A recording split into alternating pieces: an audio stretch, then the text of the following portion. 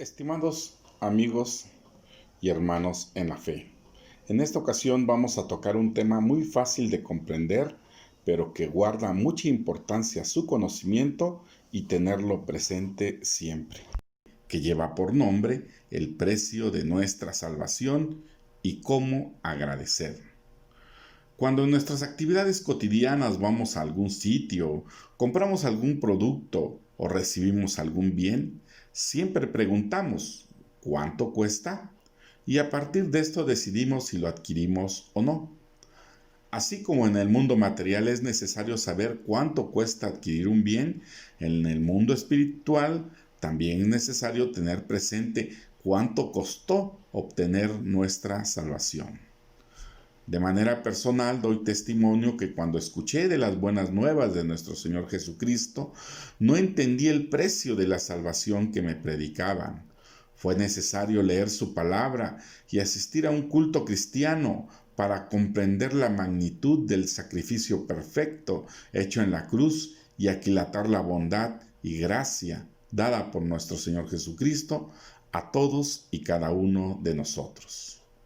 La palabra de Dios dice en Primera de Pedro, en el capítulo 1, en los versos del 17 al 20: Y si invocáis por Padre a aquel que sin acepción de personas juzga según la obra de cada uno, conducíos en temor todo el tiempo de vuestra peregrinación, sabiendo que fuisteis rescatados de vuestra vana manera de vivir, la cual recibisteis de vuestros padres, no con cosas corruptibles, como oro o plata, sino con la sangre preciosa de Cristo, como de un cordero sin mancha y sin contaminación, ya destinado desde antes de la fundación del mundo, pero manifestado en los postreros tiempos por amor a vosotros. Así pues, fuimos rescatados de nuestra vana manera de vivir por la sangre preciosa de nuestro Señor Jesucristo. Por esto, nadie puede decir que fue rescatado por sus propias fuerzas. Ahora bien, es necesario tener fe en su palabra, tener por cierto este hecho, hacerlo nuestro y tomar esta bendición del sacrificio perfecto. El sacrificio de nuestro Señor Jesucristo consistió en dos puntos o dos partes. La primera es el dolor físico y de humillación sufrido. Jesús fue ridiculizado, golpeado y humillado. En su debilitado estado fue obligado a cargar su cruz. Después fue clavado en ella y levantado para sufrir una muerte atroz.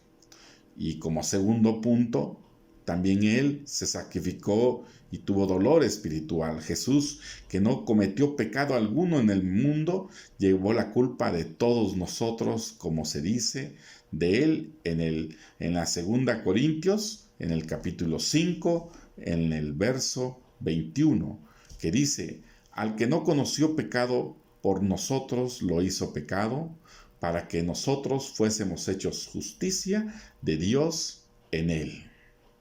Y el profeta Isaías describió tiempo antes la venida de nuestro Señor, como lo vemos en el capítulo 53, en los versos del 3 al 6, que dice: despreciado y desechado entre los hombres, varón de dolores, experimentado en quebranto, y como que escondimos de él el rostro.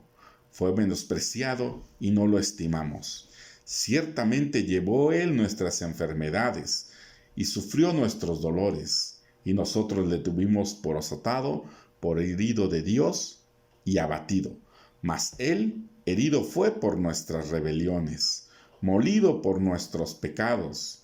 El castigo de nuestra paz fue sobre él, y por su llaga fuimos nosotros curados. Todos nos descarriamos como ovejas, cada cual se apartó por su camino, mas Jehová cargó en él el pecado de todos nosotros. Hermanos, amigos, ¿se ha puesto a pensar en alguna ocasión qué hubiera sucedido si no le hubiera hablado de Jesús, de su amor y de su misericordia? Yo creo que seguiríamos por nuestro camino en el mundo, perdidos, sin esperanza, con una lápida de culpa en nuestras espaldas, como reos de muerte, Así como aquel reo que estando en la cruz reprendió a su compañero que se burló de Jesús y después lo miró y le dijo reconociendo su grandeza y que lo leemos en el Evangelio según San Lucas en el capítulo 23, en los versos del 40 al 43, que dice, respondiendo el otro, le reprendió diciendo, ¿ni aún temes tú a Dios estando en la misma condición? Nosotros, a la verdad, justamente padecemos porque recibimos lo que merecieron nuestros hechos, mas éste ningún mal hizo. Y dijo a Jesús, acuérdate de mí cuando vengas en tu reino. Entonces Jesús le dijo, de cierto te digo que hoy estarás conmigo en el paraíso. Hermanos, amigos, así como este reo de muerte antes de conocer a Jesús, estábamos presos de nuestras culpas y condenados a la muerte eterna. Pero un rayo de luz, de esperanza, surgió al conocer su palabra y nos aferramos a ella con todas nuestras fuerzas, confiando en Él, esperando en Él nuestro perdón. Sí, somos salvos por fe en el sacrificio perfecto de nuestro Señor Jesucristo en la cruz del Calvario. Y esto, la fe no es nuestra, sino dada por Dios, como dice en Efesios 2, del 8 al 9, que dice, porque por gracia sois salvos por medio de la fe, y esto no de vosotros, pues es don de Dios, no por obras para que nadie se gloríe. Ahora que reconocemos el precio de nuestra salvación, es necesario tener en claro qué debemos hacer. Ahora nos toca a nosotros, que somos hijos escogidos de Dios, vivir en gratitud haciendo uso de los medios de gracia recibidos por Dios, como lo son la lectura de su palabra, para reconocer lo que Dios quiere de nosotros, la oración como el medio de agradecer a Dios por todas las bendiciones recibidas y para poner ante sus plantas nuestras necesidades personales.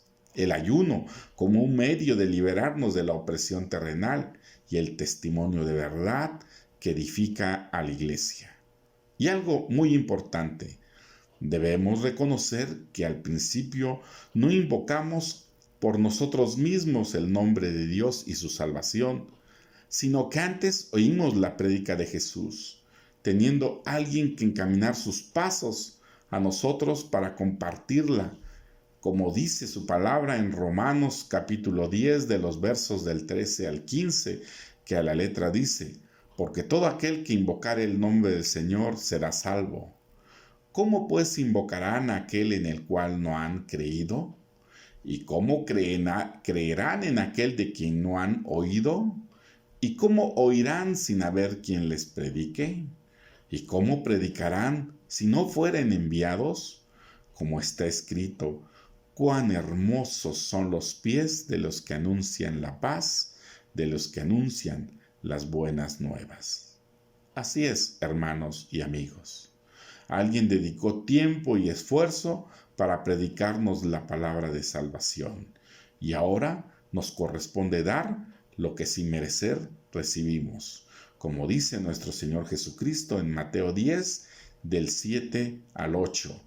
Y dice, y yendo predicad, diciendo, el reino de los cielos se ha acercado. Sanad enfermos, limpiad leprosos, resucitad muertos, echad fuera demonios. De gracia recibisteis, dad de gracia. Amigos, hermanos, tenemos mucho por qué dar gracias a Dios y cumplir nuestro ministerio de evangelismo, sirviendo a Dios de todo corazón. La paz de Dios, hermanos.